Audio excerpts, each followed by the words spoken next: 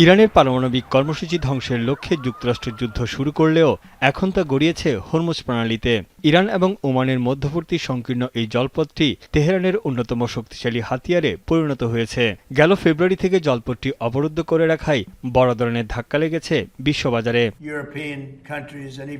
এবার ট্রাম্প দাবি করলেন হরমুজ প্রণালী সচল এবং এর উপর মার্কিন নৌবাহিনীর শতভাগ নিয়ন্ত্রণ রয়েছে।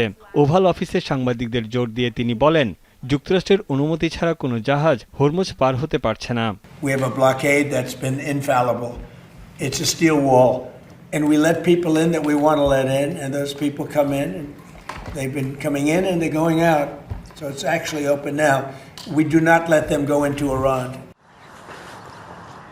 আর মার্কিন সেন্ট্রাল কমান্ড জানিয়েছে, নৌ অবরোধ কার্যকর ও সামরিক অভিযানের সহায়তায় মধ্যপ্রাচ্যে 20টির বেশি মার্কিন যুদ্ধজাহাজ মোতায়েন করা হয়েছে। এছাড়া অর্ধশতাধিক বাণিজ্যিক জাহাজের গতিপথ পরিবর্তন করেছে তারা।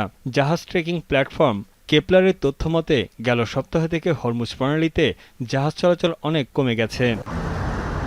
ভিটামিন ই ও সি সিরাম 8টি প্রাকৃতিক অয়েল সমৃদ্ধ লিলি সিরাম অয়েল, যা চুল পড়া কমায় মাত্র 30 দিনে। অন্যদিকে ইরান জোর দিয়ে বলছে, গুরুত্বপূর্ণ জলপথটি তারা নিয়ন্ত্রণ করছে। পুনরায় এটি সচল করতে হলে তাদের দাবিগুলো অবশ্যই ওয়াশিংটনকে পূরণ করতে হবে। যুক্তরাষ্ট্র তার আচরণ সংশোধন না করা পর্যন্ত হরমুজ প্রণালী বন্ধ থাকবে। এদিকে ইরানের সশস্ত্র বাহিনীকে সুসংগঠিত করতে নতুন করে 6 শীর্ষ কমান্ডারকে নিয়োগ দিয়েছেন দেশটির সর্বোচ্চ নেতা মোস্তফা খামেনি। যুদ্ধকালীন জেনারেল স্টাফের তদারকি করে আসা আলী আবদুল্লাহি সশস্ত্র বাহিনীর প্রধান হিসেবে নিয়োগ পেয়েছেন।